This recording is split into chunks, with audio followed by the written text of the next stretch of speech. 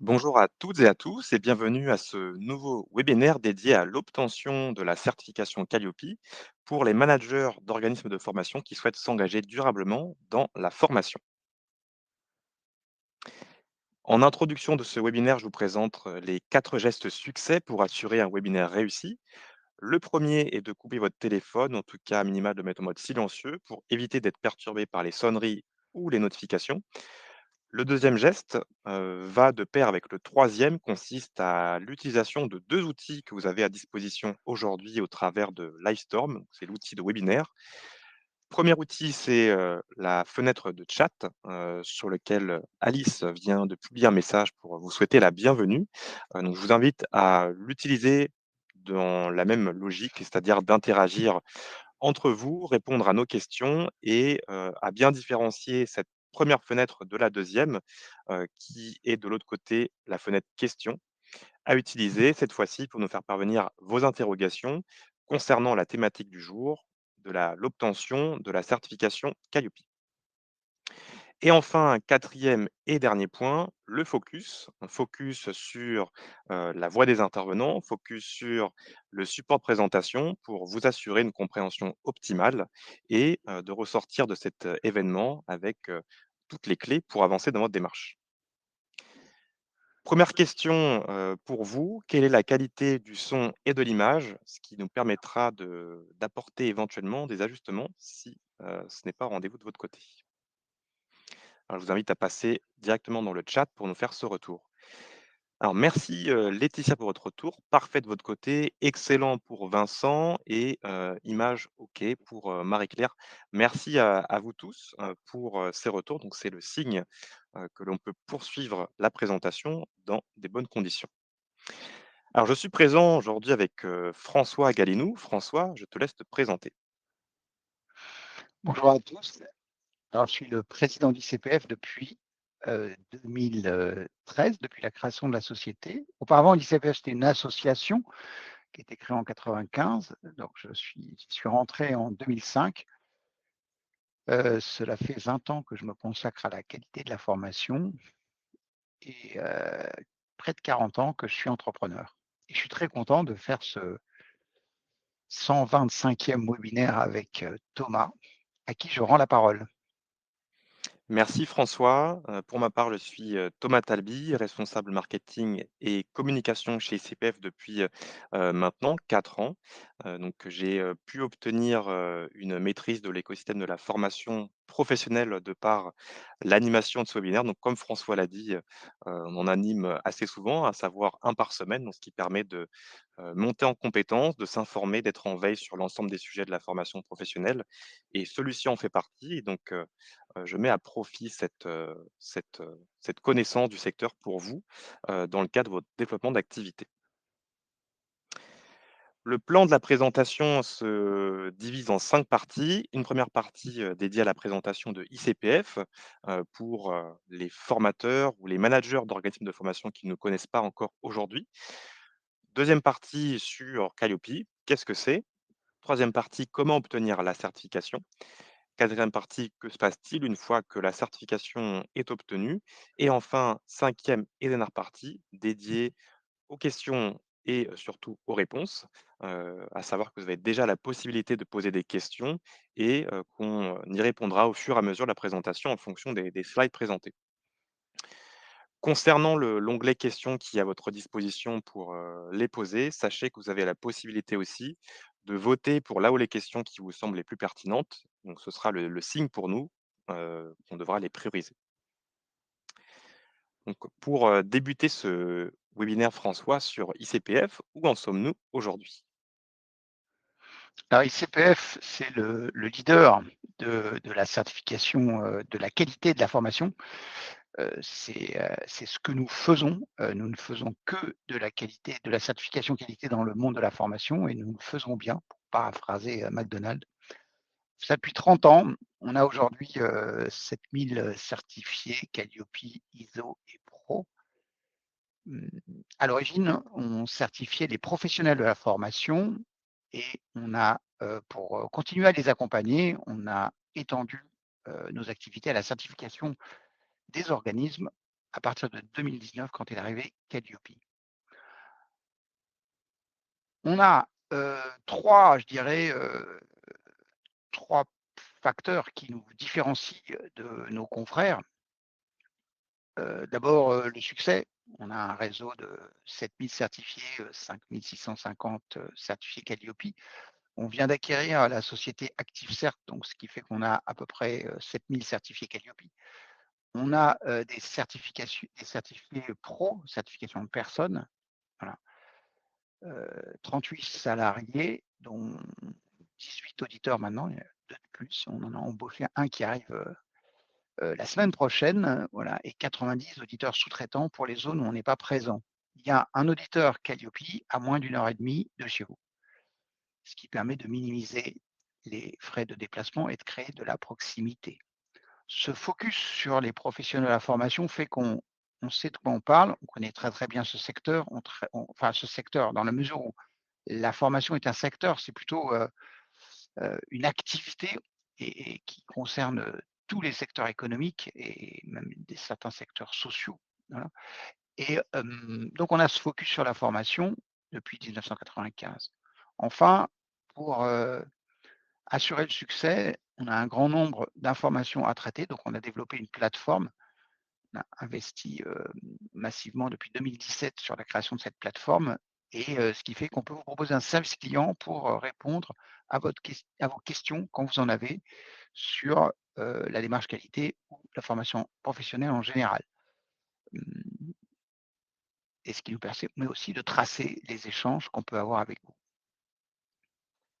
Alors, comme tu l'as indiqué, François, en effet, ICPF a récemment acquis, la société ActiveCert. D'ailleurs, une modification à effectuer sur le support puisque, les certifiés, d'ICPF sont maintenant représentés aussi au travers de ActiveCert. Donc, ce qui représente maintenant au total, plus de 7 000 certifiés uniquement sur Calliope et donc, si on mutualise l'ensemble des démarches de certification de ICPF, ce qui porte maintenant le nombre de certifiés à plus de 8 000 organismes et Alors il y a, Thomas, il y a une autre rectification à faire, c'est que là, c'est la faute il y a eu 2 photos comme celle-là, il y en a une où je souris et une où je souris pas et donc, pour le prochain webinaire, il faudra mettre la photo où je avec le souris parce que sourire, là, on a l'impression que je suis pas content d'avoir fait l'acquisition d'ActiveCert.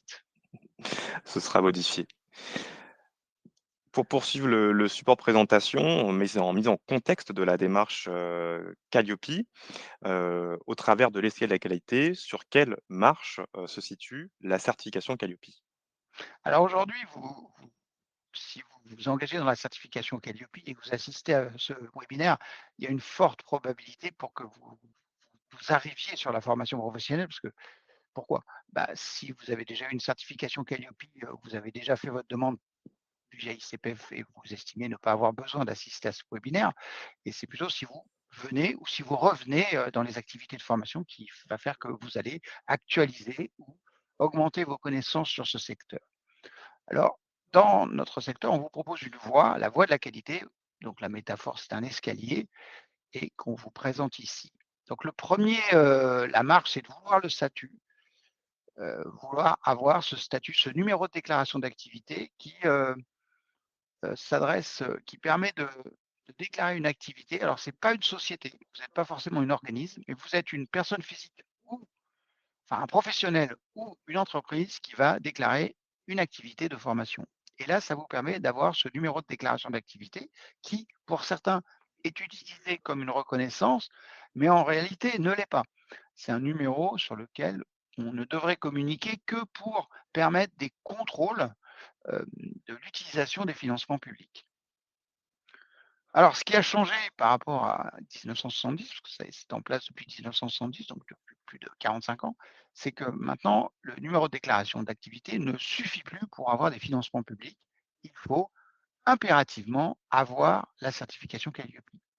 Et donc, cette certification Calliope vous permet, d'une part, de permettre à vos clients d'accéder au financement public, de demander le financement, et d'autre part, d'être reconnu comme un organisme de formation. C'est-à-dire que c'est la le seul moyen aujourd'hui, je dirais réglementaire, d'être reconnu comme organisme de formation, c'est la certification Calliope. Le numéro de déclaration d'activité n'a aucune valeur et c'est même interdit de l'utiliser comme signe de reconnaissance. Par exemple, vous avez de temps en temps des détenteurs de numéros de déclaration qui annoncent qu'ils ont obtenu le numéro de déclaration d'activité, bah, ils ce seraient passibles d'une amende de 4 500 € parce que ce n'est pas une reconnaissance. Alors ensuite, vous avez, le financement CPF où là, pour rendre votre offre de formation certifiée, il faut rendre votre offre de formation certifiante, c'est-à-dire être habilité par un certificateur et là, ça vous permet d'aborder ce marché du particulier, salarié ou demandeur d'emploi qui a un compte professionnel de formation et qui peut acheter vos formations avec son compte. C'est la troisième marche. Donc là, on est deuxième marche, troisième marche, accès à des financements publics. Alors, bien évidemment, le fait que votre offre soit financée ne suffit pas pour que les stagiaires ou les entreprises se précipitent sur votre offre. Il faut être connu, il faut être en capacité de démontrer que vous allez pouvoir apporter le résultat attendu. Calliope, c'est une marche importante, c'est utilisé comme signe de reconnaissance et ça peut l'être, mais vous avez aussi la quatrième et la cinquième marche, la certification ICPF Pro qui permet de faire reconnaître votre professionnalisme en tant qu'intervenant ou le professionnalisme de vos intervenants, sous-traitants ou salariés. Et enfin, les certifications ISO 9001 ou 21001 qui vous permettent de faire reconnaître votre système de management, c'est votre capacité à faire de la qualité. Puisque Calliope, ça reconnaît votre service, mais ça ne permet pas de faire reconnaître votre système de management. Donc, pour les grandes entreprises, la certification ISO ou la certification MENA a plus de sens. À l'international, la certification Calliope n'est pas reconnue et donc là, la certification ISO 9001 ou encore mieux l'ISO 21001 vous permet de vous faire reconnaître à l'international. Alors, vous savez, un premier sondage qui vous a été partagé, il y a quelques minutes pour répondre à une question. Heu, Où en êtes-vous dans l'escalier de la qualité? Vous avez la possibilité de répondre, directement depuis Livestorm. Une notification est apparue en bas à droite. Si vous n'avez pas le raccourci sondage, il vous faudra cliquer sur, l'icône apps, ces 3 petits points dans lesquels vous avez ensuite l'accès aux différents sondages. Alors pour l'instant, en termes de répartition, majorité de participants qui sont à l'étape de l'engagement, c'est-à-dire que vous, voulez obtenir le statut d'organisme de formation, peut-être que vous êtes indépendant. En tout cas, vous voulez vous lancer dans cette aventure. Ensuite, une autre, plutôt minoritaire des organismes déjà, dans la préparation de la certification Qualiopi et je vois aussi un participant qui est déjà sur, l'escalier, sur la marche du CPF. Donc merci à vous, pour vos retours et je vois d'ailleurs une question qui est en lien avec, cette slide, une question posée par Kerry Anne qui demande: «Est-ce que le NDA est obligatoire pour passer les audits Qualiopi ou, est-ce qu'une demande en cours peut suffire?» Alors, vous devez vous devez avoir fait votre demande, donc avoir le récépissé de la demande et là, vous allez pouvoir, passer l'audit. Le certificat ne sera délivré que lorsque vous aurez votre numéro de déclaration d'activité. Donc si je réponds précisément à la question, oui, vous pouvez passer l'audit Calliope avec le récépissé de la demande et vous obtiendrez votre certificat une fois que le numéro de déclaration d'activité est diffusé et d'ailleurs généralement on le saura avant vous puisqu'on a, on scanne tous les jours, le fichier des organismes de formation. Alors, on va, maintenant rentrer dans la deuxième partie de ce webinaire. Qu'est-ce que la certification Qualiopi? Et donc, on va commencer déjà par, traiter quelques idées reçues. François, quelles sont, les idées reçues qu'on peut, voir notamment sur les réseaux sociaux lorsqu'on s'informe sur la certification Qualiopi? Alors première idée reçue, heu, les OF qui ont obtenu Calliope finissent par, l'abandonner. Alors, non, c'est pas ce qu'on constate puisque le nombre d'OF certifiés Calliope augmente tous les mois, heu, plus 6 depuis le début de l'année. Heu, En revanche, heu, il y a effectivement des entrées et des sorties. Il y a des radiations, c'est-à-dire qu'il y a des organismes de formation qui arrêtent, qui n'ont pas d'activité. Donc là, 14 000, au mois d'octobre, donc ils n'ont pas déclaré d'activité de formation. Donc il y a un mouvement, de création d'organismes qui est très important, mais là encore, le nombre d'organismes de formation augmente aussi. Donc en fait, ceux qui arrêtent la formation, ils se lancent, ils font un essai, ils arrêtent, bah, ils abandonnent Calliope, mais le nombre de certifiés augmente tous les mois. Il y a quand même des abandons, hein, il y a des personnes qui tentent et qui arrêtent. L'idée reçue numéro 2, quand on lit là aussi, quand on est sur les réseaux sociaux, on a l'impression que, il est impossible d'obtenir Calliope sans se faire accompagner. C'est une idée reçue. 86 des organismes qui présentent la certification AICPF obtiennent la certification seuls, sans être accompagnés, parce que vous devez déclarer l'accompagnement. Donc là aussi, il y a par contre un grand nombre de consultants, il y a environ 400-500 personnes qui proposent des services d'accompagnement, mais c'est loin de représenter la majorité des certifications. Aujourd'hui, vous voyez, ça représente, chez nous 14 des certifiés. L'idée reçue numéro 3, c'est difficile. Alors non, le taux de réussite à l'audit chez ICPF est de 99. Ce n'est pas une performance qui nécessite de la dextérité. Ça ne dépend pas de votre personnalité ou de vos capacités propres. Ce n'est pas vous qui êtes audité, c'est le dispositif que vous avez présenté et la manière dont vous démontrez l'aptitude de votre activité à satisfaire les exigences. Donc c'est une démonstration et la manière dont se déroule cette démonstration et le temps que vous disposez pour corriger les écarts fait que si vous allez au bout, vous êtes sûr de l'avoir. L'idée reçue numéro 4, c'est que ça ne sert à rien. Alors là aussi, c'est faux. Les dépenses de formation en 2025 continuent à augmenter. On parle, on évoque le fait de les réduire, mais pour l'instant, c'est pas réduit. Les exigences en formation en termes de qualité continuent d'augmenter. Il y a une forte demande.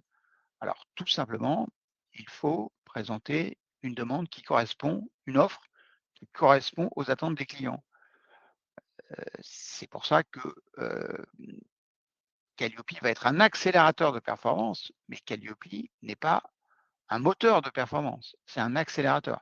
Le moteur, c'est le fait que vous présentiez une offre de formation et que vous êtes en capacité de déployer une offre de formation qui est utile pour le client, qui va lui apporter quelque chose.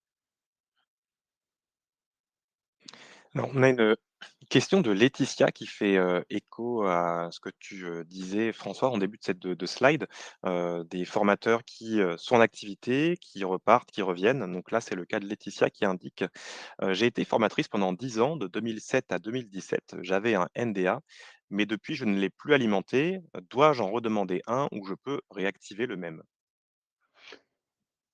Alors, je ne suis pas, spécialiste, mais là, de mon point de vue, vous pouvez le redemander parce qu'il y a très peu de la probabilité qu'il est conservé et que vous puissiez le réactiver 10 ans après, enfin même 8 ans après me paraît, heu, très faible. Donc non, vaut mieux repartir de zéro et faire une demande.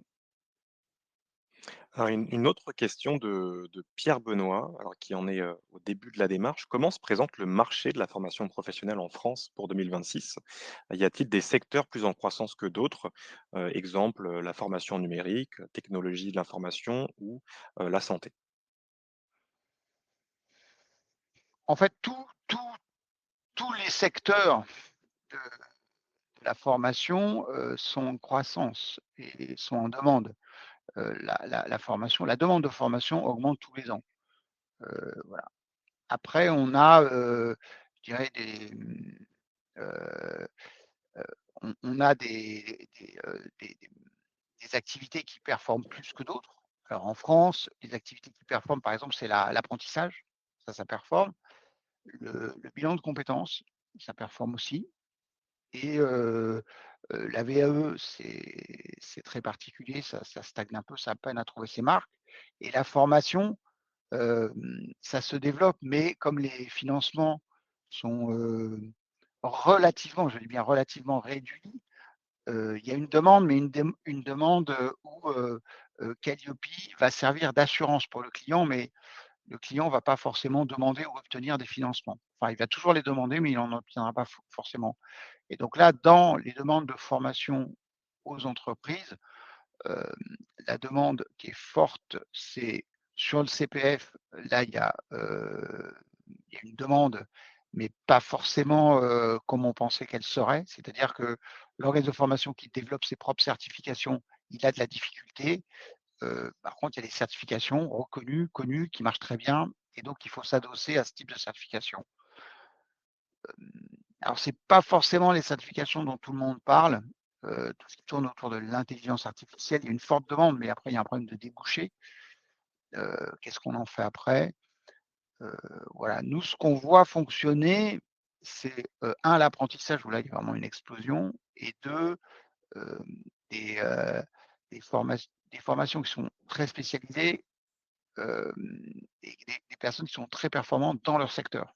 Voilà, quel que soit le domaine. Il faut trouver, la formation, le domaine de formation. Alors si vous n'avez pas encore de domaine de formation, voilà, et donc ça, comment ça va marcher? Aujourd'hui, le facteur, c'est l'écosystème, c'est-à-dire, avec qui vous allez travailler. Il n'y a pas vraiment de enfin, le commercial dans la formation, c'est de trouver un réseau de partenaires et de donneurs d'ordre qui va vous faire travailler régulièrement. Donc, si vous faites,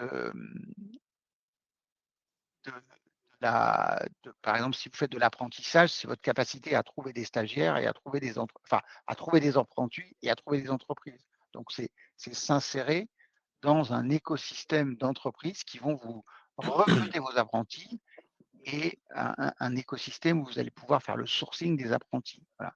Et en formation professionnelle, c'est pareil. Il faut trouver un certain nombre d'entreprises qui vont vous commander des formations régulières, et vous allez être le partenaire formation de ces entreprises. Donc c'est votre capacité à vous insérer dans un écosystème. Voilà. C'est pas tellement par le contenu, sauf si vous êtes très spécialisé, si vous faites une école spécifique. Heu, ça va vous permettre d'être connu et de rentrer et de créer votre écosystème. Une réaction de Marie-Claire qui, indiquait être étonnée que l'apprentissage est en développement, qui fait le lien avec une loi qui est entrée en vigueur en juillet 2025, qui vient, contraindre ce dispositif et voire le limiter. Elle demande si, tu en as eu, connaissance.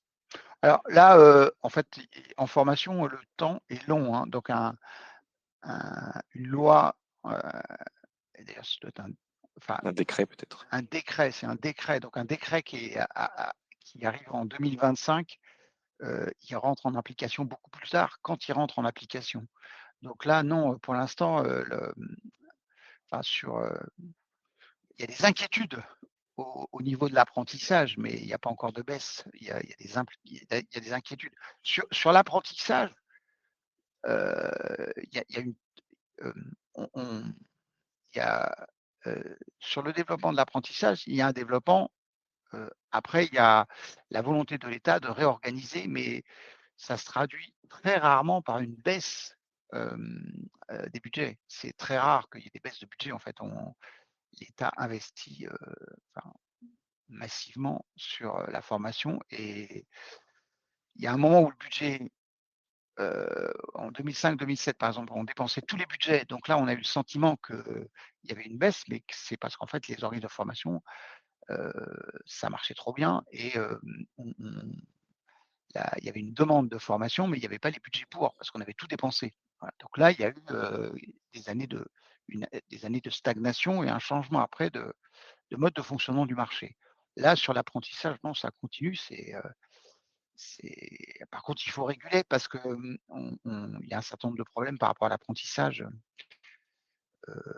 des problèmes que que nous, en tant qu'observateurs, on peut voir à l'ICPF, mais, vous avez vraiment la vision, je dirais, réseaux sociaux, presse de la formation comme on en parle au MEDEF ou dans les journaux comme Les Échos, et cetera. Et puis vous avez vers la vision de l'écosystème de la formation autour du ministère du Travail, où là, c'est vraiment les experts, ceux qui connaissent la formation dans les OPCO, voilà, où on voit les vraies tendances, où on a un regard particulier. Oui, enfin, on va parler de formation. Nous, on parle formation parce que tout le monde reconnaît ce terme. Mais les spécialistes, ils parlent de montée en compétences. On a un temps d'avance par rapport à ça, oui. Donc là, par exemple, sur l'apprentissage, un point qui me paraît préoccupant, c'est qu'en fait, c'est l'apprenti enfin, sur l'apprentissage, ce qui est performant, c'est que l'apprenti hem, va choisir un domaine, mais il faut qu'il trouve une entreprise. Donc quelque part, l'entreprise va prendre un apprenti si elle a une demande, de ressources, dans le domaine sur lequel veut se former l'apprenti. Et ça, moi, ce que je constate, par exemple, c'est dans l'enseignement supérieur, on a une offre de formation qui correspond à ce que veut l'apprenti, mais pas forcément, qui correspond pas forcément au travail qu'il va, pouvoir avoir quand il va sortir de l'apprentissage. Et donc, il y a des entreprises qui embauchent ces apprentis parce qu'elles y trouvent leur compte, heu, c'est mais par contre, bah, vous voyez, de mon point de vue, il y a trop il y a trop d'offres en termes d'apprentissage par rapport à la demande réelle. Par exemple, on prenait le marketing, il y a trop d'offres de master 2 en marketing par rapport à la demande réelle de cadres en marketing. D'ailleurs, si vous recrutez des cadres en marketing, des jeunes diplômés, bah, vous faites une annonce, vous avez 300 demandes. Donc on voit bien que le marché est saturé de jeunes diplômés. Ils sont trop nombreux. Ils ne trouveront pas tous du travail dans le marketing. Donc là, l'apprentissage n'a pas joué son rôle. Donc l'État devrait ajuster ça pour que il y a on propose des filières de formation qui correspondent à des emplois réels. Voilà. Alors Même si c'est mieux que la et d'ailleurs, l'apprentissage, c'est bien mieux sur ce point-là que l'université. Parce que l'université, on forme des diplômés qui, eux, trouveront jamais de travail. Donc et là, il n'y a pas cette régulation-là par l'entreprise, au contraire. Dans l'enseignement supérieur, initial, ça fonctionne un peu plus parce que le taux de réussite, le taux d'insertion est très important. Par contre, dans l'apprentissage, là, et alors le système est en place, mais il y a quand même, il faut l'adapter et donc là, je pense que l'État, ce qu'il veut, c'est adapter le système. après avoir, dressé le contexte, réglementaire et aussi, du secteur de la formation, on passe maintenant à la présentation de la certification Qualiopi. Donc une fois qu'on a un projet, de création d'organisme, une fois qu'on a le projet de s'engager dans la certification, finalement, Qualiopi, qu'est-ce que c'est? Alors je précise que quand je veux préciser quelque chose, parce que là, je m'exprime assez librement là, chaque webinaire est différent de l'autre. Hem En fait, moi, ma spécialité, c'est vraiment la certification qualité. Donc quand je parle de l'apprentissage, c'est un point de vue. Il y a des personnes qui sont beaucoup mieux qualifiées que moi pour parler de l'apprentissage, voilà. Mais bon, mon point de vue a quand même un peu de valeur, hein, parce que c'est un sujet sur lequel je travaille beaucoup. Mais la certification Qualiopi, ça, c'est mon domaine. Alors Qualiopi, qu'est-ce que c'est? C'est une certification de service. Donc on ne certifie pas l'organisme, on ne certifie pas son système de management, on ne certifie pas les personnes qui y travaillent, on certifie le service. C'est-à-dire qu'une plomberie peut avoir Qualiopi pour son activité de formation. La certification Qualiopi, elle est délivrée par un organisme certificateur. On est une grosse trentaine à délivrer Qualiopi euh, et on est tous accrédités par le COFRAC, c'est-à-dire que c'est le COFRAC qui nous autorise à délivrer le certificat Qualiopi et qui va nous évaluer tous les ans, qui va nous évaluer notre capacité à délivrer correctement le certificat Qualiopi. Et si on ne le fait pas de manière conforme, on est suspendu à titre provisoire puis définitif. Donc cette année, par exemple, vous avez eu un organisme qui est certifié à titre provisoire, donc qui a réalisé qui doit avoir 2000 certifiés, hein, donc il ne peut plus renouveler les certificats, et deux organismes qui ont disparu et qui ont été radiés. Donc vous voyez, c'est pas une, on est sous contrôle. Quand vous avez 7000 certifiés comme moi, le jour où le COFRAC vient pour l'évaluation, c'est comme vous, l'audit Qualiopi, on n'est pas tranquille. Mais on s'en sort très bien, hein, mais c'est quand on est évalué. Heu, alors Qualiopi, pour vous, c'est obligatoire si vous voulez que vos clients bénéficient des fonds publics. Qualiopi n'est pas un diplôme acquis une fois pour toutes. C'est une certification qui est renouvelable tous les 3 ans et en milieu de cycle, vous avez un audit de surveillance qui vous permet de maintenir la certification. Si vous ne faites pas les audits, vous perdez la certification. Elle atteste la conformité au référentiel national Calliope, référentiel national qualité. Donc la marque, c'est Calliope.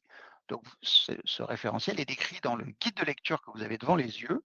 C'est un document qui est téléchargeable sur le site du ministère du Travail, qui fixe les exigences et qui indique les non-conformités possibles. Et vous avez un autre document complémentaire pour les cas particuliers ou les questions que vous pourriez vous poser. Mmh. Ces 2 documents sont d'ailleurs, accessibles, depuis le support de présentation. On va vous le remettre à la fin de ce webinaire au format, PDF. Donc vous aurez, tout le loisir de retrouver l'ensemble des liens, à savoir guide de lecture, FAQ et d'autres ressources qu'on peut vous mettre à disposition pour, mieux vous informer dans la démarche de certification. Alors qui dit, référentiel, dit, critères, dit indicateur. Dans, le cadre de la démarche de certification Calliope, François, à quoi correspond ce référentiel? Alors ce référentiel, hem, en fait, vous avez 2 phases, hein, dans la certification Calliope. Là, on est dans la deuxième phase. La première phase, c'est ceux qui étaient déjà dans la formation, qui étaient, sur le Datadoc ou certifiés, par les organismes de certification qui étaient actifs en 2019.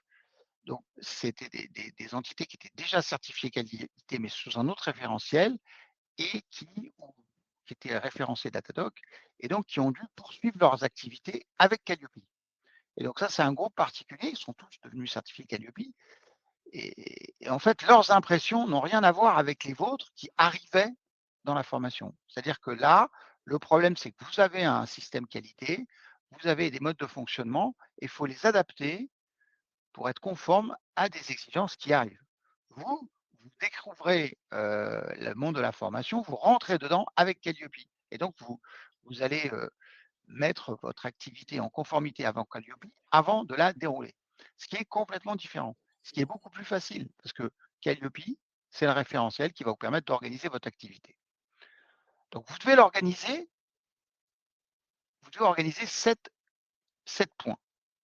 Le premier, c'est comment vous allez accueillir et informer votre public. Tout votre public. Toutes les personnes qui sont susceptibles de recourir avec vos formations. Si vous voulez ne travailler que pour un client, eh ben, vous ne pourrez pas avoir Calliope parce qu'il faut que votre offre soit ouverte à tous. Oui. Ensuite, 2, comment vous allez analyser les besoins. Et là aussi, il faudra être en capacité d'analyser les besoins de tous. Une entreprise veut travailler avec vous, vous devrez être organisé pour analyser ses besoins. Vous ne pouvez pas dire, moi, je ne veux travailler qu'avec un client, et donc je n'ai pas besoin de mettre en place l'analyse des besoins de ce client, parce que je ne le ferai qu'une fois. Vous voyez, vous devez être en mesure d'analyser tous les besoins, y compris les besoins de personnes en difficulté pour différentes raisons, handicap, distance, etc. Ensuite, comment vous allez concevoir votre offre? Comment vous allez la mettre en œuvre? Comment vous allez suivre les participants avant, pendant et après la formation? Comment vous allez évaluer les acquis et comment vous allez améliorer de manière continue votre dispositif? Suivre ces critères, ça va vous permettre d'obtenir le résultat plus facilement, de maîtriser l'activité de formation, de répondre aux attentes de l'auditeur, de lui démontrer que vous êtes en conformité et enfin d'avoir l'accès au financement public et matérialisé. Parce que le vocabulaire, la maîtrise de ce document, hein, du document qu'on avait avant, c'est le vocabulaire de la formation professionnelle, de la gouvernance. Donc si ça vous paraît obscur, ça peut être normal, vous arrivez sur la formation, mais vous verrez dans 2, 3 ans, 4 ans, vous parlerez comme ça, vous maîtriserez complètement ce discours. C'est le discours de l'activité de formation. Voilà et c'est 7 critères qui correspondent, au parcours de vos clients finalement, hein, de quand on suit, l'ordre des critères du début à la fin, c'est vraiment les étapes par lesquelles passent vos clients et l'objectif, hein, de l'auditeur, c'est de prendre la place de votre client et d'identifier si, le parcours est de qualité et répond aux exigences du référentiel? Alors c'est, peut-être l'une des questions que peut se poser, Aurore qui, indique: «Nous souhaitons la certification Qualiopi. Aujourd'hui, les critères de Qualiopi nous paraissent assez lourds, pour des formations privées sur la maintenance et l'installation de produits que nous vendons». Qu'en pensez-vous?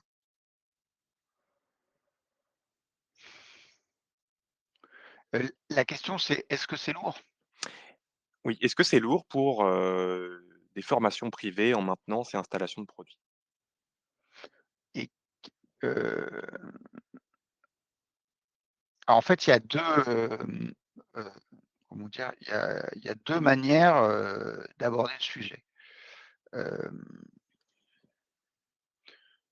1, j'ai un objectif qui consiste à, je dois, dans mon activité, heu, faire en sorte, obtenir que mes clients, mes partenaires soient compétents.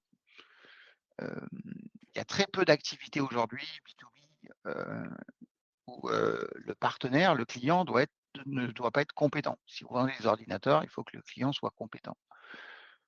Si vous vendez, des logiciels, il faut que le client soit compétent. Donc là, il y a pas le choix, il faut mettre en place une activité de formation.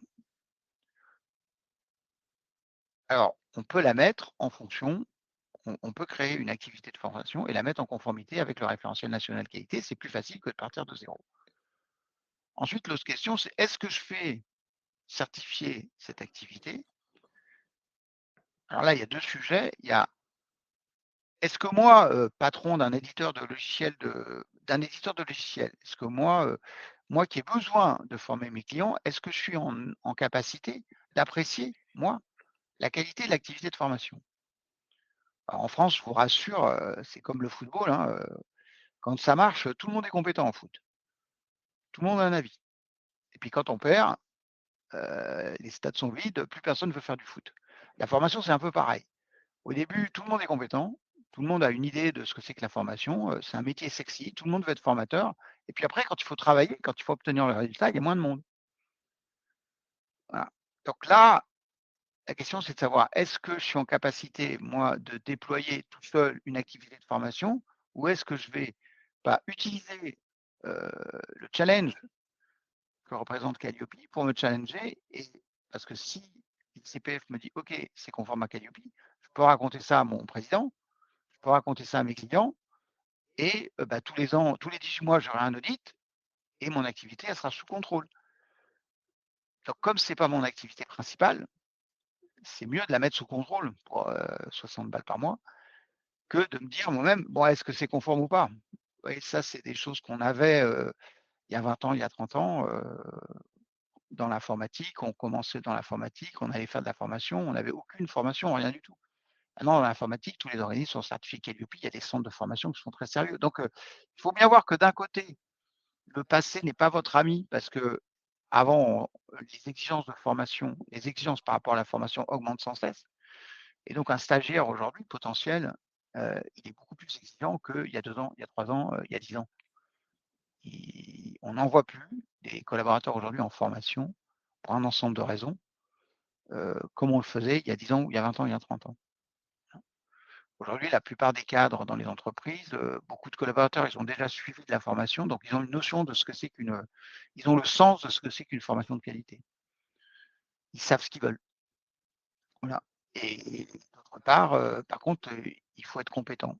Donc c'est ça qui peut vous servir de repère et de peut-être que Calliope, c'est lourd, mais mener une activité de formation quand on n'y connaît rien, sans aucun repère, c'est encore plus lourd et ça, c'est une bonne, manière d'appréhender la difficulté de Calliope aujourd'hui. C'est-à-dire soit je le fais pas, mais après si j'ai une activité de formation à mener, bah, j'ai aucun repère.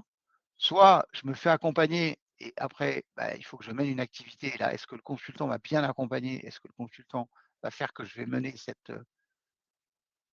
activité de formation avec succès et dans l'économie de moyens?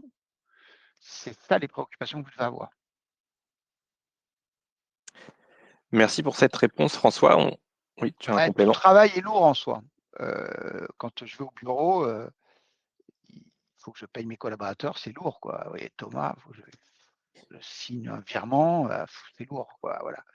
Il faut que j'ouvre les bureaux, il faut que les bureaux soient propres, soient nettoyés, il faut qu'il y ait du café dans la machine, il faut qu'il y ait du travail, c'est lourd, quoi, voilà. Mais ce qui compte, c'est ce que je veux obtenir et oui, il fait des bons webinaires, donc c'est pour ça qu'il reste et que je le garde. Voilà.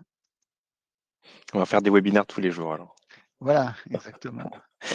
Heu, la certification Calliope, il y a le projet qui peut identifier pour une activité, à mener. Aujourd'hui en formation, il y en a 4 types de catégories qui sont menées. Quelles sont-elles, et qui sont directement reliées à l'obtention de la certification?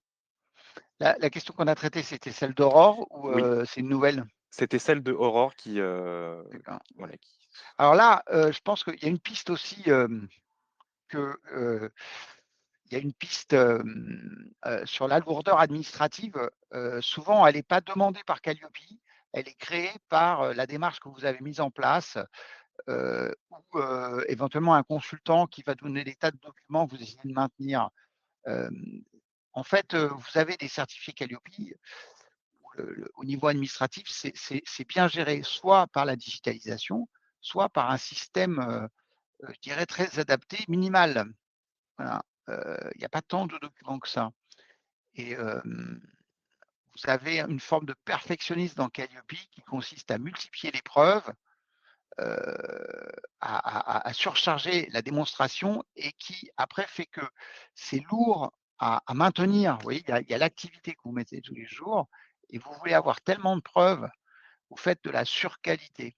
Voilà et donc c'est là où il faut revoir son système et il peut souvent être allégé. C'est pas si lourd que ça en fait, c'est une activité de formation, quoi. Donc il y a une activité de formation avec un certain nombre de documents à gérer, c'est normal mais il y a souvent le cas où le le manager, le responsable qualité, souvent aidé par un consultant, a créé un système à base de documents, mais le référentiel n'exigeait pas tant de documents que ça. Voilà, donc c'est là où il faut regarder si, c'est pas trop lourd, nous on a, des j'ai échangé, la semaine dernière avec un client, donc heu, c'est, il me dit, voilà, moi j'ai une référent qualité externe et elle travaille une journée par mois pour moi et c'est un organisme de certification un organisme de formation où ils sont 10 et je lui dis: «Mais comment c'est possible que vous ayez une intervention externe? Qu'est-ce qu'elle fait?» Et donc il m'a expliqué, ce qu'elle faisait et cetera. Vous voyez, on j'ai essayé de comprendre, hein, j'ai pas, comment dire? J'ai pas critiqué, je suis resté à ma place, mais j'ai essayé de comprendre, voilà et donc c'est là où il faut revoir, faut bien comprendre, heu, ce que vous faites en manière de management de la qualité et sachant que c'est une activité qui est optimisable. Voilà et qu'il faut coller aux exigences de Calliope. Il ne faut pas viser vous voyez, il y a des personnes qui sont très fiers d'avoir 0 non-conformité. Non, il faut avoir 4-5 non-conformités, parce qu'après on les traite, mais le système doit être minimal, il doit être le plus économique possible. Enfin, ça dépend de votre stratégie, hein, mais si vous trouvez ça lourd, il faut économiser. Voilà. Alors revenons aux catégories d'action. Quelles sont les 4 catégories d'action, François, qui sont concernées par Calliope aujourd'hui? Alors j'ai déjà évoqué, vous avez l'organisme de formation, le centre de bilan de compétences, l'AVE, le centre de formation d'apprentis et ça peut être une activité soit principale, soit secondaire. Voilà et une, 5e catégorie, mais c'est celle d'après, c'est un voilà et bon, il y Ouais, a la c'est ça. 5e catégorie, c'est les sous-traitants, des actions financées par le CPF, sous-traitants des organismes Calliope qui, ont obligation, enfin, l'obligation de l'organisme certifié Calliope, du donneur d'ordre, que ces sous-traitants aient Calliope.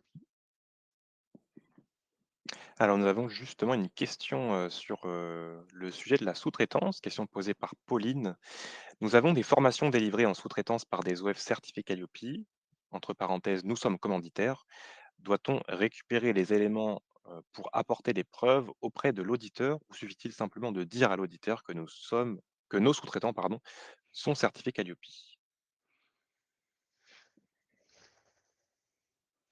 Alors en fait, heu,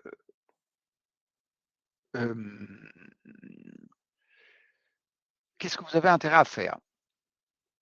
En fait, nous, et je sais qu'il y a certains auditeurs qui l'ont fait, pas chez nous, mais que ça va poser des problèmes parce que il y a certains auditeurs qui le demandent.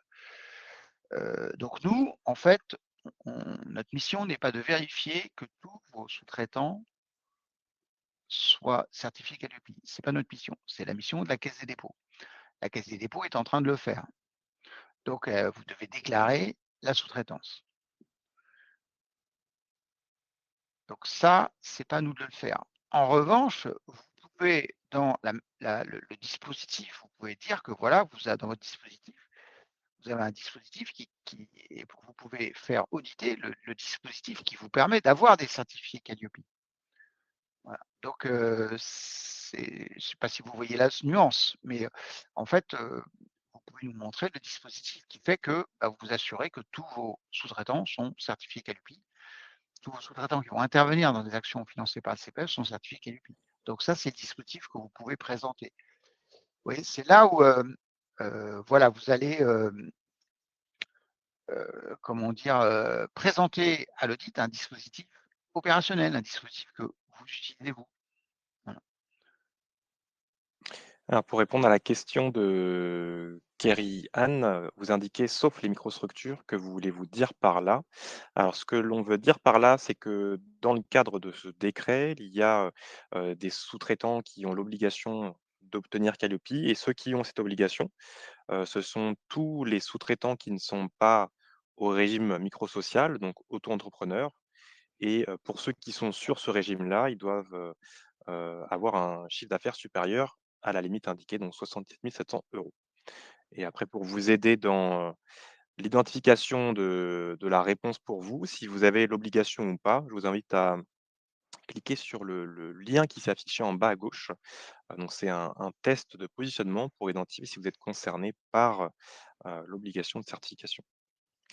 Alors on a, également une voire même une cinquième, enfin sixième catégorie, François, qui, n'a pas encore été reconnue par décret, mais qui est en préparation. Quelle est cette, nouvelle prochaine catégorie pour Qualiopi? Alors le ministère de l'éducation, il y a 2 ans, le ministère de l'éducation et de la recherche se sont réunis avec, le ministère du travail pour, traiter la question de l'enseignement supérieur. L'enseignement supérieur privé. Alors au départ, il y a 2 ans, le projet était de, constituer un référentiel, propre à, cet enseignement. Donc ils ont travaillé pendant 2 ans, puis au bout de 2 ans, ils sont arrivés à la conclusion que Qualiopi, c'était très bien et donc qu'ils allaient étendre Qualiopi à l'enseignement supérieur privé. Alors là, il y a 2 signaux, très importants, 1er signaux, c'est un Qualiopi, c'est très utile et ça tient la route, voilà. Et deuxième, c'est que là, on a étendu Qualiopi au financement privé. C'est-à-dire qu'on a utilisé Qualiopi pour protéger les personnes physiques, les particuliers qui financent la formation privée. Et ça, ça a beaucoup de sens pour, nous, parce qu'en fait, c'est une manière de voir, que Qualiopi, c'est pas fait que pour sécuriser les financements publics. C'est fait aussi pour protéger, les parents, ceux qui payent leur formation eux-mêmes, heu, les parents qui financent la formation de leurs enfants, heu, les particuliers qui financent eux-mêmes leur formation. Vous voyez, c'était important de proposer ces gens-là qui sont souvent démunis face à une école et enfin pour ceux qui ont eu des moi j'ai des enfants qui ont fait des études. Bah, c'est vrai que quand vous êtes face à une grande école et que vous avez fait un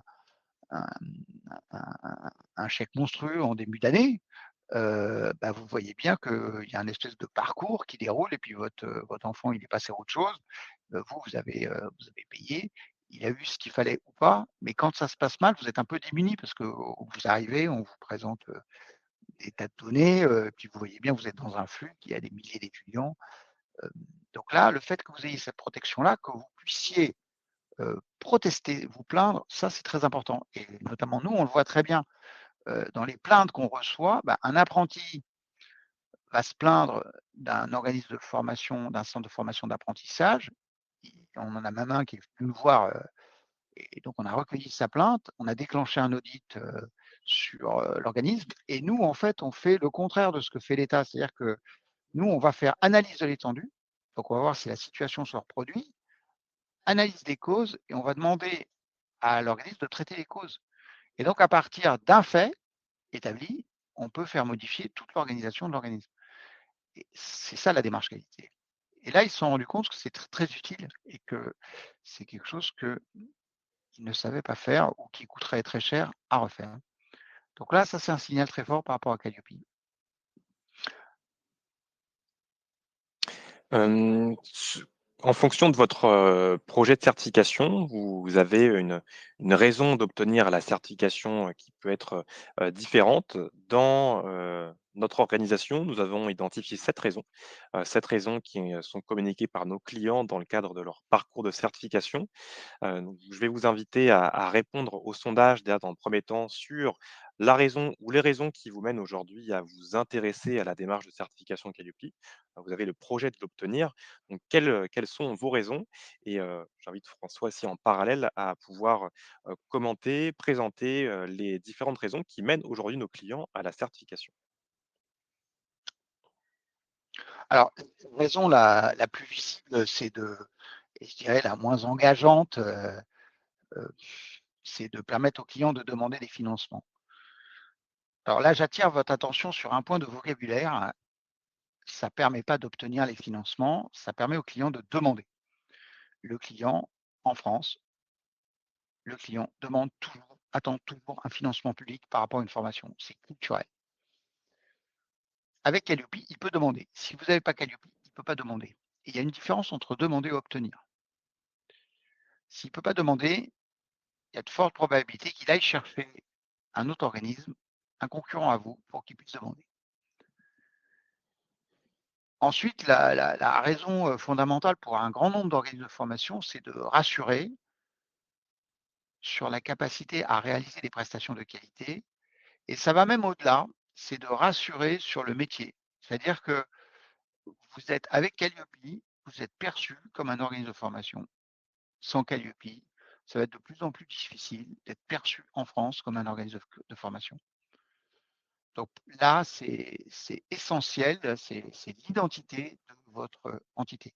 C'est-à-dire que l'activité de formation, pour ceux qui sont dans le métier, donc vous, je suppose que vous reprenez le métier ou vous allez le commencer, le besoin d'être perçu comme un organisme de formation est très fort. C'est très important d'être perçu comme un professionnel du métier. La Calliope, ça vous permet de passer là-bas. Donc c'est de rassurer. Ensuite, Calliope, ça a été fait par un groupe de travail. Ils ont travaillé pendant 2 ans. C'est les exigences minimales des clients pour un organisme de formation. Alors sachant qu'il faut, comme je le disais tout à l'heure, il faut être en capacité d'apprécier la qualité de la formation. C'est pas si simple que ça la formation et c'est pas parce que vous avez fait de la formation en intra-entreprise ou une maîtrise de sciences de l'éducation que vous êtes compétent. Peut-être que vous maîtrisez le sujet, mais il faut avoir fait de la formation dans un secteur donné, sur un domaine donné, pendant de longues années pour être compétent en matière de formation. Et donc ça, le groupe de travail réunissait un certain nombre d'experts, mais aussi des représentants des syndicats, des salariés, de fédérations d'entreprises, donc des personnes qui avaient un intérêt et un vécu par rapport à la formation professionnelle et donc qui ont dit: «Voilà, les exigences, c'est ça». Alors après, il y a, ça permet de se positionner sur les appels d'offres, donc c'est le fait de se faire identifier comme organisme de formation et d'être accepté de participer au tour de table. Voilà, vous allez pouvoir, répondre au cahier des charges. Ensuite, si vos actions sont financées par le CPF, il y a une question en ce sens de Laetitia Picaud, que je vais y répondre là. Continuez à travailler en tant que sous-traitant. Alors Calliope, c'est pas obligatoire, mais par rapport à la sous-traitance, il y a une forte demande de sous-traitance en France. Pourquoi? Parce que d'abord, les sous-traitants ne restent pas sous-traitants longtemps. C'est-à-dire vous faites ça entre, bon si ça marche, entre 3 et 10 ans. Au bout de 10 ans, si vous continuez, c'est que vous enfin malheureusement, hein, c'est que ça progresse pas économiquement. Parce qu'en fait, sur le long terme, l'activité de sous-traitant est très rarement en formation, enfin dans les grandes lignes, enfin dans les n'est pas profitable aujourd'hui. C'est-à-dire qu'on demande beaucoup et on n'est pas payé très cher. C'est-à-dire que le tarif, ça varie entre, 350 et 500 et ça a tendance à stagner. Heu, Avant ça baissait, maintenant ça a tendance à stagner parce qu'on peut pas, c'est difficile de descendre en dessous de 300 € par jour, mais ça a tendance à stagner. Le sous-traitant est mal payé. Alors pourquoi? C'est une forte demande et cette forte demande, ces nouveaux entrants commencent par la sous-traitance, ils font ça pendant 3 4 ans et après ils trouvent des plans, des organisations, des gisements qui leur permettent de vendre plus cher. En particulier, ils travaillent en direct. Si vous travaillez en direct, vous allez rentrer dans un monde où vous allez facturer entre 800 et 1 500 € par jour, voire plus. Là aussi, c'est des tarifs qui ont tendance à stagner, mais qui, hem, en fonction du niveau de compétence que vous avez, et de la compétence perçue, de la qualité perçue de vos prestations, vous pouvez arriver à facturer plus cher. Voilà et donc en fait, la sous-traitance mène à tout, à condition d'en sortir, c'est-à-dire d'avoir des activités en direct ou de rentrer dans un écosystème où, hem, vous allez être reconnu et payé, si vous êtes un grand spécialiste, voilà. Donc ça alors dans le cas de Calliope. Donc Calliope, ça vous permet de travailler en direct, donc de sortir de la sous-traitance et Calliope aussi, ça vous met dans l'idée d'être, en direct un jour. Vous voyez? Donc c'est un travail préparatoire d'avoir Calliope. Voilà. Donc c'est pour ça que, il y a le fait de continuer à travailler en tant que sous-traitant quand on est en CPF et il y a aussi le fait de poursuivre, son activité de formation tout en s'épanouissant. Ce que je veux dire par là, c'est que, on ne fait pas de la formation pour gagner de l'argent et moi qui ai travaillé dans plusieurs secteurs, notamment dans l'informatique, la formation, c'est vraiment un domaine où, j'avais un client qui disait: «La formation, c'est un métier où tout va toujours bien». C'est-à-dire quand vous êtes formateur, vous ne pouvez pas vous plaindre à vos stagiaires que vous êtes mal payés, même à personne, parce que c'est un métier épanouissant où tout va bien. Et donc, bon, très souvent dans les webinaires, j'ai une remarque: «Mais non, nous c'est très bien, on ne fait pas ça pour l'argent» et cetera. Oui, oui, c'est sûr, mais sur 4 ans, sur 10 ans, oui, mais après vous avez, il y a quand même l'économie, c'est quand même important. Faut payer les factures, faut prendre des vacances, faut faire des choses et le métier de formateur, c'est un sacerdoce. Alors on le fait par passion, hein, on peut le faire, gratuitement, hein. Au début, on a tellement envie de pratiquer que vous avez même des formateurs qui font ça gratuitement pour, s'entraîner, pour garder mais heu, aujourd'hui, la maturité de ce monde de la formation doit arriver par le fait qu'on soit payé au juste prix et là, aujourd'hui, c'est pas le cas, notamment le sous-traitant, l'intervenant, voilà.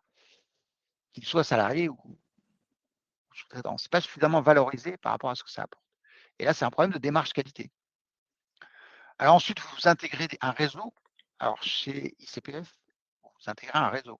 C'est-à-dire que vous allez avoir l'occasion, vous avez des webinaires, vous avez des événements et donc là, vous pouvez rencontrer ce qui est très important, vos pairs. Il y a 10 ans, pour rencontrer ses pairs, il fallait intégrer les syndicats de formateurs. Alors, le problème de ces syndicats de formateurs, c'est qu'il y avait des très vieux qui étaient en retraite et des gens comme vous qui arrivent. Donc c'est intéressant de rencontrer des gens comme vous, mais ce qui est intéressant, c'est de rencontrer des gens qui sont en activité et aujourd'hui, bah, dans les syndicats, ils sont très peu nombreux d'abord, ils sont 30, 40, 70, 200 maximum, grand max. Voilà, nous, on est 7 000. Donc si vous allez à un événement, vous avez 200 personnes. Donc là, vous avez 200 personnes de tout âge avec des formateurs qui commencent, des formateurs qui sont en pleine activité, des formateurs qui ont des difficultés, pour qui c'est dur, des formateurs qui réussissent, des formateurs qui vont prendre leur retraite. Vous avez tout le panel et là, bah, vous avez forcément quelqu'un avec qui vous allez pouvoir échanger et c'est pas comme une discussion avec, c'est pas la discussion du soir avec quelqu'un qui connaît rien à la formation. C'est quelqu'un qui fait la même chose que vous, voire plus longtemps que vous ou voire moins. Oui, mais avec qui vous faites le même métier. Donc il y a une proximité qui se crée et ça, c'est intéressant. C'est une, le savoir-faire d'ICPF, ça consiste à vous faire rentrer dans ces réseaux et de créer les conditions à ce que vous pouviez échanger de manière profitable.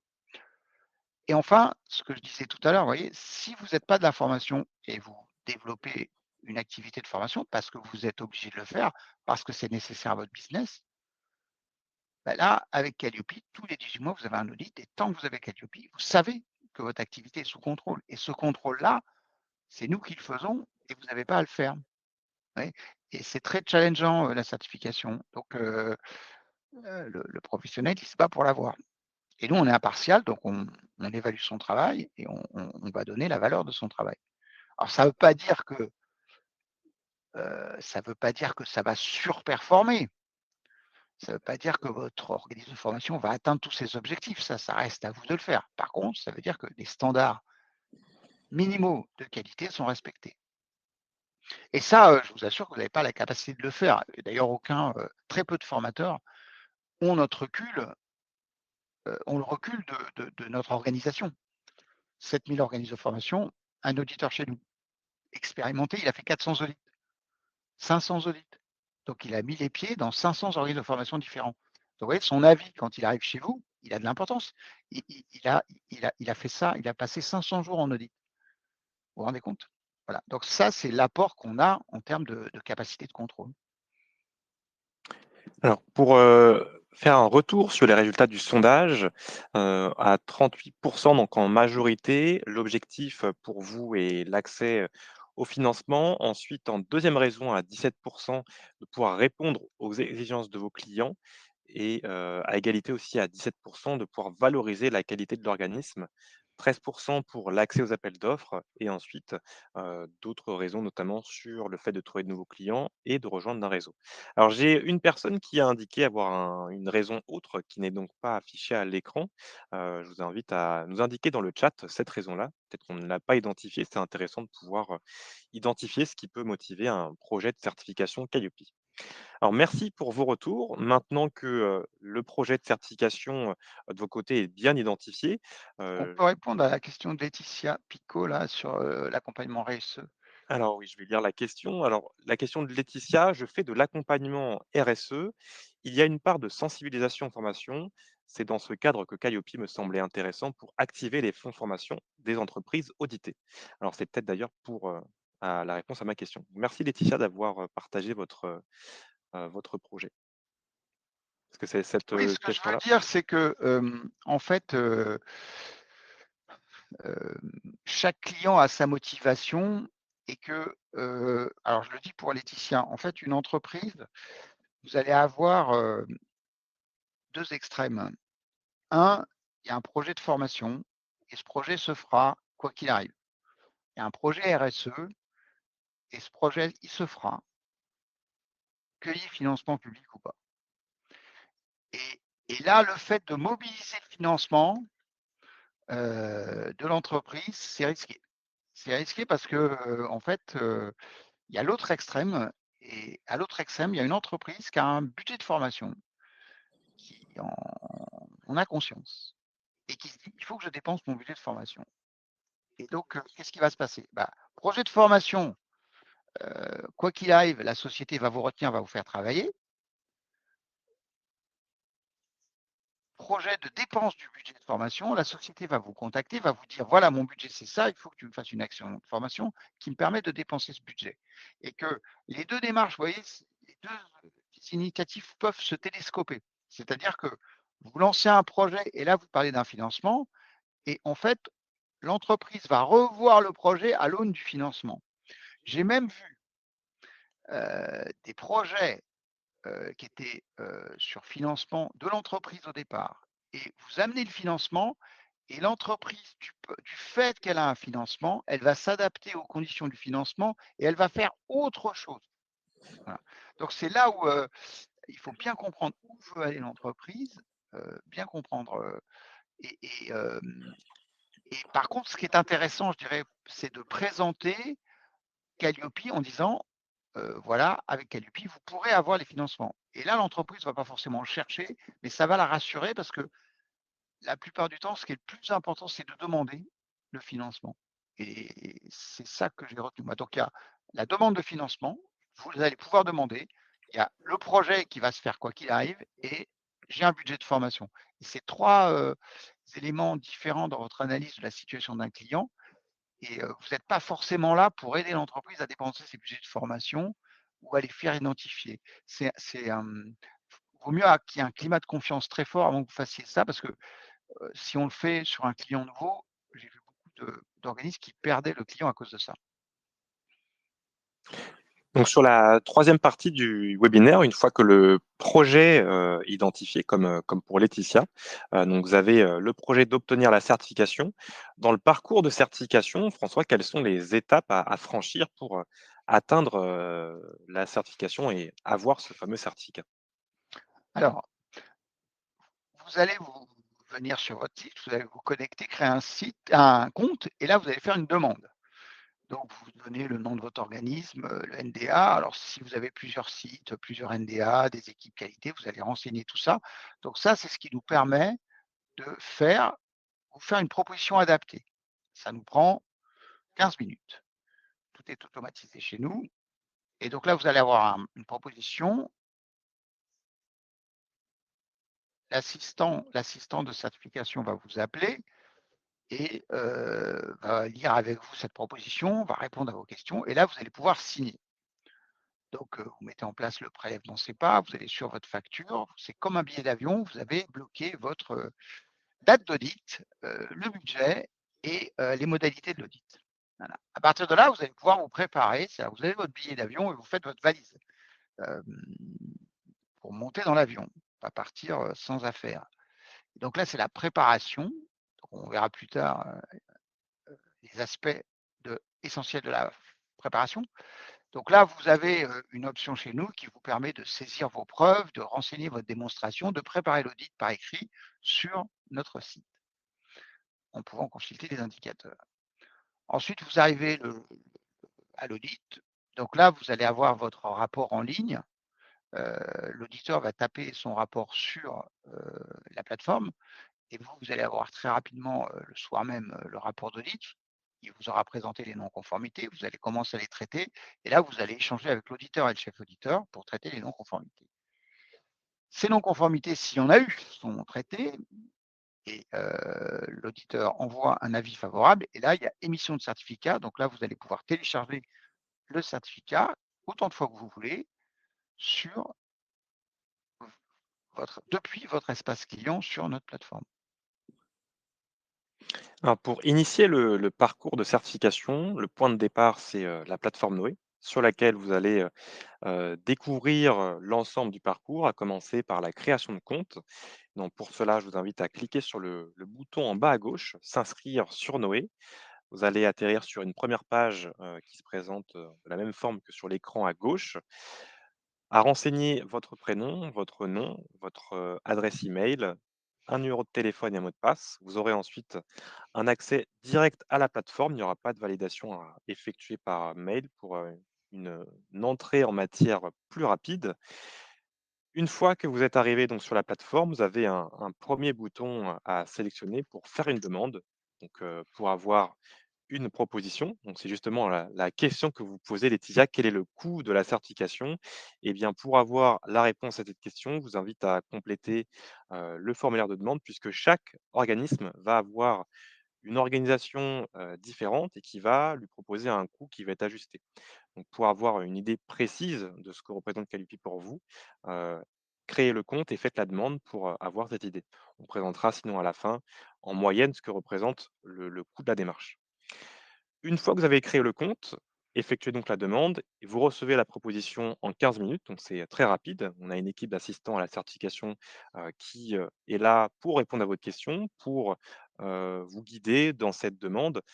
La proposition, c'est un document qui n'est pas engageant avant signature, qui est gratuit pour faire la demande et qui vous représente les modalités de la démarche Calupi pour vous, avec un coût, avec une date et des modalités qui est possible de régler directement sur la plateforme avec la signature électronique. Une fois que cette proposition est signée, donc vous avez la date d'audit qui est validée, vous avez un auditeur que vous allez rencontrer sur une journée en moyenne, et donc vous rentrez maintenant dans l'étape de la préparation. Et donc, pour un organisme qui souhaite obtenir Calliope, François, à quoi doit correspondre la préparation de l'audit? Vous avez 3 objectifs. Le premier objectif, c'est de maîtriser le référentiel national qualité, c'est-à-dire de dominer le sujet. C'est un objectif accessoire. Il est tout à fait possible d'obtenir la certification Calliope et de manager un organisme de formation sans dominer le sujet. C'est mieux si vous dominez le sujet, mais vous pouvez avoir Calliope sans ça. Deuxième objectif, qui lui est incontournable, c'est d'élaborer la description du dispositif, indicateur par indicateur, faire la démonstration que vous satisfaisez aux exigences. Ça, c'est indispensable. C'est ce qui est audité. Troisième objectif, vous entraîner, vous rassurer pour être moins stressé le jour de l'audit. Et là, c'est de réaliser un pré-audit pour comprendre ce que c'est qu'un audit. Pour certains, c'est la première fois que vous passez un audit. Au bout de quelques heures, le naturel peut reprendre le galop et vos réflexes professionnels ou vos réflexes de formateur peuvent reprendre le dessus. Et donc, vous n'allez pas avoir la posture adaptée qui permet à l'audit de se dérouler sans encombre. Que pouvons-nous faire pour vous? Nous pouvons réaliser un pré-audit qui vous permet d'accéder, de réaliser, d'atteindre pardon, l'objectif 3. Vous pouvez faciliter l'étape 2 en utilisant notre option élaboration. Alors, en qualité d'organisme certificateur, nous, on ne peut pas vous aider à élaborer ou concevoir le dispositif et la démonstration de la conformité. Donc là, on ne peut pas vous aider sur la conception de votre dispositif. Donc c'est sur l'étape 2 où là, on vous fournit un outil. Par contre, on ne peut pas vous dire voilà ce qu'il faut mettre, voilà ce qu'il faut dire, voilà comment organiser votre organisme pour. Ça, on ne peut pas le faire. Et d'ailleurs, cet outil, que constitue, l'option élaboration, nous pouvons, vous l'offrir. On va vous présenter donc un code promotionnel pour en bénéficier à la fin, de la présentation. Mais avant ça, on va parler, d'audit. Donc après la préparation vient l'audit. Donc c'est un échange entre, l'auditeur et le référent qualité. Du côté du référent qualité, François, quelle est, la posture à avoir pour assurer un audit fluide? Alors, c'est d'abord garder en tête que c'est l'organisme qui est audité, pas la personne. C'est-à-dire, c'est vous passez l'audit, mais c'est pas vous qui êtes audité. Donc, à aucun moment, vous n'êtes remis en question à titre professionnel. C'est la démonstration qui compte. Deuxièmement, donc cette démonstration, ouais, c'est d'établir la conformité en mettant en évidence l'organisation qui permet d'atteindre l'indicateur. Troisième élément de la posture, c'est de présenter des preuves ou des éléments constatables dans les délais impartis. C'est-à-dire qu'un audit, ça dure, un audit d'une journée, ça dure 7 heures et la démonstration doit durer 7 heures. Pas 2 heures, pas 9 heures. Si ça dure 2 heures, l'auditeur va poser des questions pendant 5 heures pour continuer l'audit. Et si c'est 9 heures, l'auditeur va vous facturer 2 heures de plus. Extension, audit, c'est une extension de l'audit. Ensuite, 4, c'est l'auditeur qui mène l'audit, donc c'est à vous de répondre à ces questions dans le cadre d'un échange ouvert et constructif. Alors, face au référent qualité, l'auditeur et pareil, niveau de la posture, que faut-il, s'attendre, par rapport à l'auditeur? Alors, si vous n'avez pas ça, vous êtes vous pouvez vous plaindre, hein, vous pouvez faire des remontées, c'est-à-dire que l'auditeur doit auditer l'organisme de formation et non vous. C'est-à-dire qu'il n'a pas à se prononcer sur, à partir du moment où vous êtes désigné comme référent qualité, il n'a pas à se prononcer sur votre niveau de compétence, votre niveau de compréhension, il n'a pas à se prononcer là-dessus. Il doit se prononcer sur la conformité du dispositif présenté. Il doit respecter et faire respecter le temps, la durée de l'audit. Il doit mener l'audit, poser des questions et constater.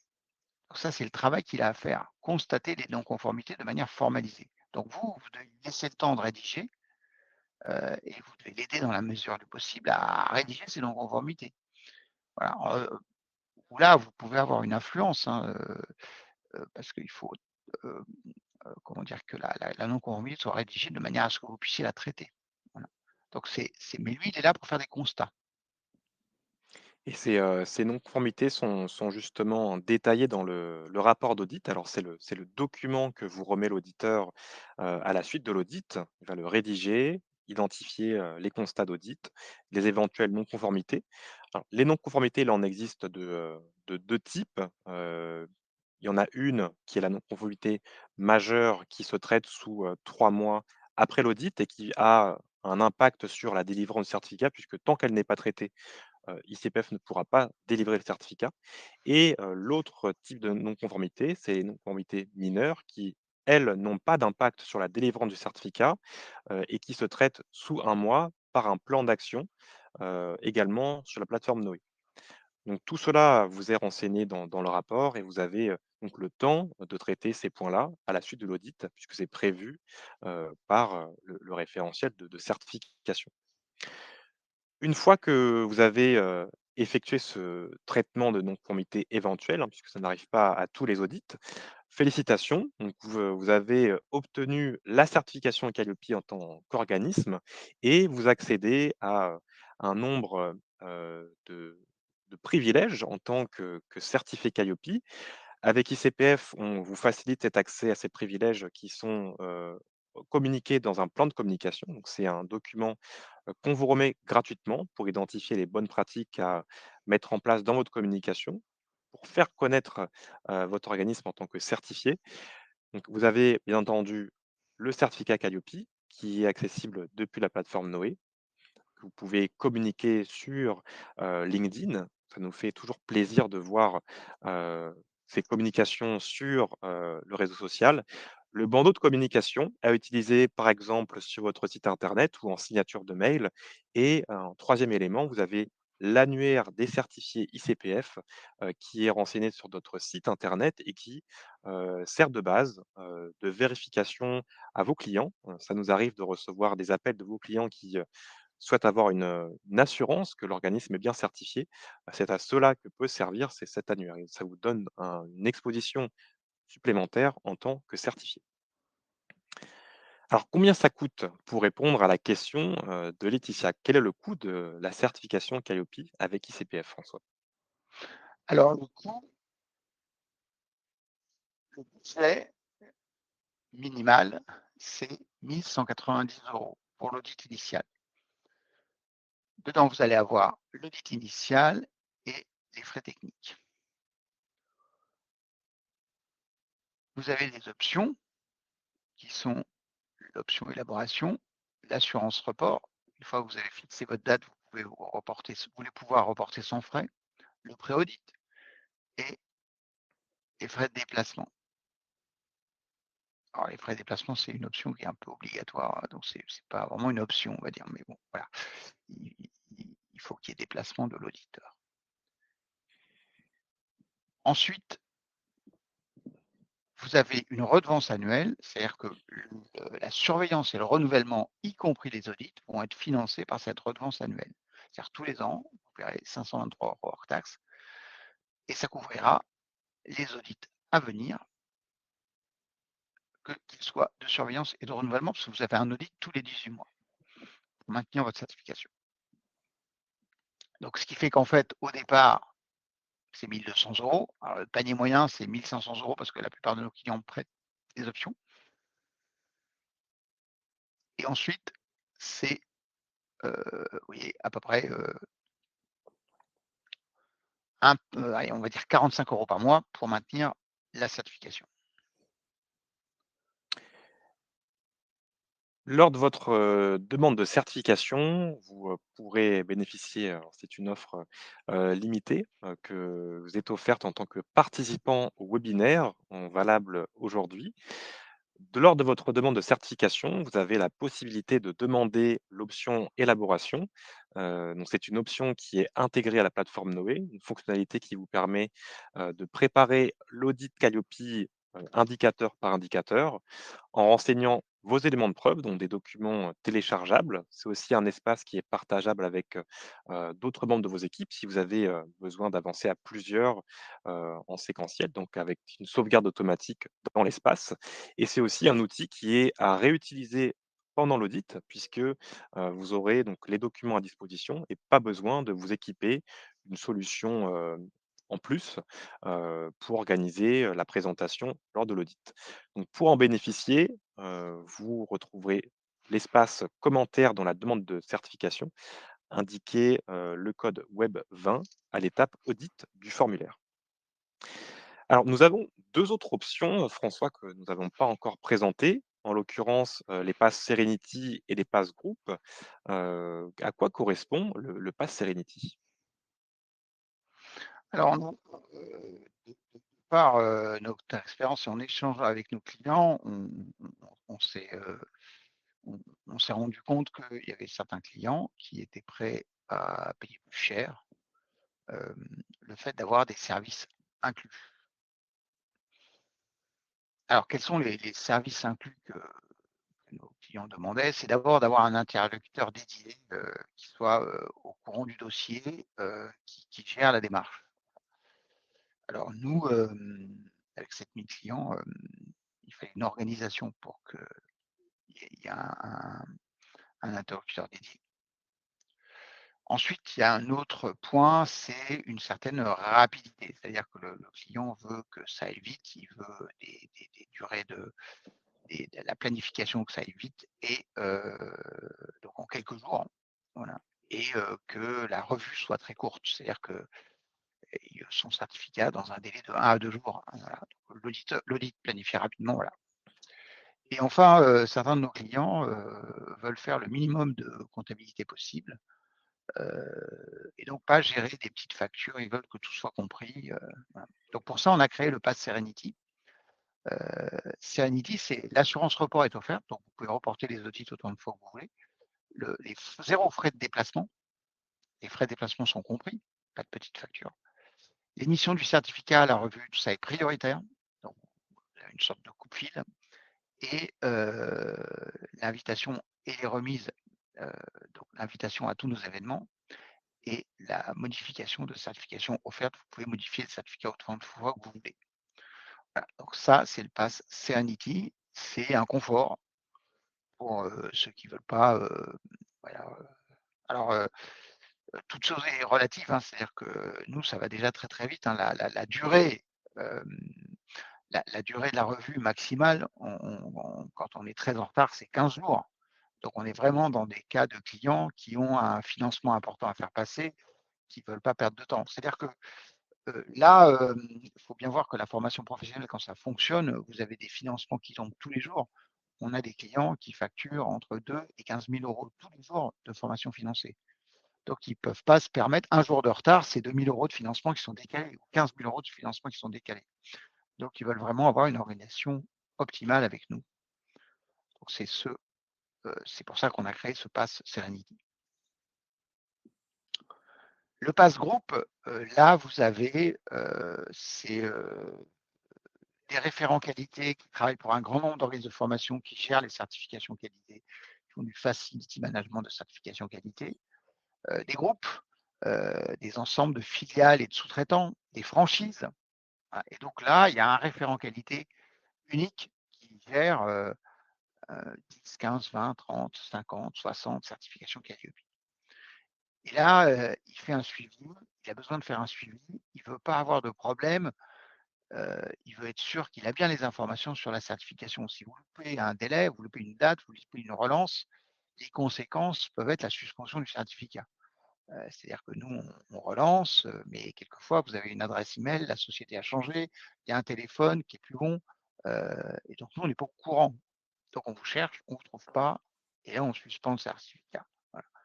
Donc c'est pour ça que là, on a créé le pass groupe, parce que si vous sous-traitez, si c'est un consultant, si c'est un le manager du groupe qui s'occupe de toutes les certifications qualité, beh là, il a besoin de voir sur l'interface toutes les certifications et de savoir à quelle date il doit agir. Quelles sont les factures qu'il doit payer, comment il doit planifier les audits. Et donc là, on a créé le pass groupe qui permet de gérer un ensemble de filiales, de sous-traitants et des clients. Vous avez par exemple, certaines sociétés pour les sous-traitants, bah, ils veulent accompagner leurs sous-traitants dans l'obtention de la certification Calliope. Donc, ils utilisent le Place Group pour pouvoir voir les certifications des sous-traitants et faire en sorte que le sous-traitant passe bien la certification Calliope. On est, maintenant arrivé à la conclusion de ce webinaire, François. Donc, pour, conclure, quel est l'essentiel en 3 points, de la certification Qualiopi? Alors 1er point, heu, pour s'implanter durablement dans l'information, il faut avoir Calliope. Aujourd'hui, c'est incontournable. C'est un facteur de différenciation des entités qui ont un MDA, il y en a et qui ont pas Calliope. Donc, il y en a environ, plus de 100 000 et surtout de ceux qui font pas de f qui n'ont pas qui sont pas professionnels de la formation. C'est un moyen d'améliorer la qualité perçue de votre offre. Calliope ne suffit pas. Donc si votre offre est de qualité, Calliope est un accélérateur de la perception de la qualité de votre offre. Pour vos clients, Calliope, c'est une marque connue aujourd'hui, donc c'est l'assurance de la qualité de vos services, c'est l'assurance de votre qualité d'organisme de formation et c'est la possibilité de demander le financement. Calliope avec ICPF, c'est vous collaborez avec des experts de la qualité de la formation, vous simplifiez la vie grâce à Noé et les auditeurs territoriaux, et c'est grâce à la redevance annuelle, une maîtrise, une transparence du budget, vous avez une somme forfaitaire annuelle qui est facturée, c'est tous les ans la même somme. Merci François pour cette, conclusion. Alors, avant de passer à la séance de questions-réponses qui va durer que quelques minutes comme il est déjà 15h26, il nous reste 4 minutes. Présentation, pour les questions-réponses, si vous avez un projet, de certification et si vous êtes encore là, avec nous, c'est que vous en avez un. Notre équipe d'assistants à la certification, est disponible sur rendez-vous ou sur appel téléphonique, en cas de besoin, donc au 01 82 83 56 40. Donc vous aurez le plaisir d'échanger avec, Ania, Christophe ou Maria, pour aborder, les, rebords de votre, certification Qualiopi, le projet sur lequel nous sommes disponibles pour, vous guider. Vous avez le lien en bas à gauche de l'écran pour prendre le rendez-vous et quelques rappels avant, de répondre aux questions. Donc, vous allez recevoir à la fin de la présentation le lien qui va vous renvoyer vers le support de présentation avec le replay et le format PDF pour accéder aux différents liens. Et je vous rappelle donc l'accès à la plateforme qui est votre porte d'entrée vers Calliope et notre ligne téléphonique que vous avez encore en rappel ici. Alors, au niveau des questions, on va en prendre quelques-unes. Une question de Pauline, une fois le contrat signé, y a-t-il un accompagnement personnalisé? J'ai un tas de questions et auxquelles vous n'allez pas pouvoir répondre visiblement. Alors il n'y a en effet pas d'accompagnement, personnalisé, je pense dans le sens où vous l'entendez, puisque en tant que certificateur, on ne peut pas, vous aider à, concevoir le dispositif qui sera présenté en audit. En revanche, vous avez des options disponibles, un entraînement à l'audit et l'option élaboration. Et pour après, si c'est des questions, plus pratiques par rapport à la préparation de l'audit, on a une liste d'accompagnateurs, pour qui c'est le métier, d'accompagner leurs clients à la préparation de la certification. Et donc, si c'est le cas, je vous invite à enfin, à demander cette liste à votre, assistant à la certification directement, sur la plateforme. Oui, le mieux là, là où vous en êtes, c'est d'appeler, d'appeler une de nos assistants, un de nos assistants et avec qui vous allez échanger et pouvoir poser toutes vos questions et qui va, vous donner les informations dont vous avez besoin pour prendre votre décision. Mmh.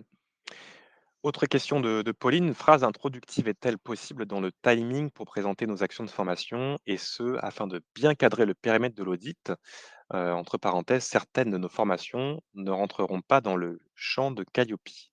La réponse est oui, il est prévu dans le cadre de l'audit, qu'il y ait une présentation mutuelle entre, l'auditeur et vous-même. Il vous appellera déjà avant l'audit pour, se présenter, vous présenter, le plan d'audit et en introduction de l'audit, il y aura un temps prévu sur, ce temps-là.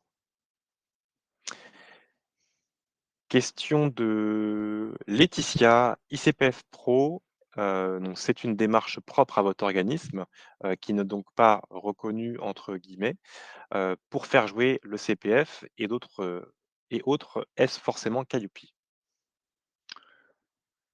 Alors oui, aujourd'hui, le le législateur a choisi pour la sous-traitance, Calliope. Donc il faut avoir la certification Calliope. Il est possible qu'à terme, le sous-traitant doive avoir, personne physique et une certification de type, la certification pro. Alors c'est pas l'ordre du jour aujourd'hui. Aujourd'hui, pour les actions CPF, c'est Calliope. Question de Imad, faut-il un site internet pour l'indicateur 1? Pas forcément. Vous pouvez trouver un autre moyen d'informer votre public de votre offre. Question de Paul, la première formation dispensée, qui est présentée pour obtenir le NDA est-elle, prévue dans le cadre de l'audit initial également? J'ai pas compris la question. L'action de formation qui est présentée pour obtenir le NDA, est-elle aussi, Oui, oui, elle est faite pour ça, oui, oui, tout à fait. Oui, oui. il me semble que c'était la dernière question. Ah, une autre, ouais, dernière question de Pauline. Jusqu'à quand l'auditeur peut-il remonter dans le temps pour auditer nos formations? Sur quelle période pouvons-nous être audités? À, à l'audit initial, Oui. bah, là, là, vous allez lui présenter l'action, sur lequel vous considérez que vous êtes prête. À l'audit de surveillance, il va remonter, il va prendre un échantillonnage de toutes les actions qui ont été entreprises, à minima. Alors ça dépend du nombre, mais à minima sur, l'année en cours. Ça dépend du nombre d'actions, voilà. Mais en fait, on lui présente toutes les actions et lui fait un échantillonnage, il va prendre un échantillon. Merci François pour cette, dernière réponse. Nous n'avons plus de questions. On a pu traiter 100 des interrogations des participants. Merci pour cela. Donc on va mettre un terme à la diffusion. Merci, aux participants qui sont restés jusqu'à la fin, donc qui sont, les plus engagés dans leur démarche de certification. François, je te laisse ajouter quelques mots en conclusion avant de mettre un terme à cet événement.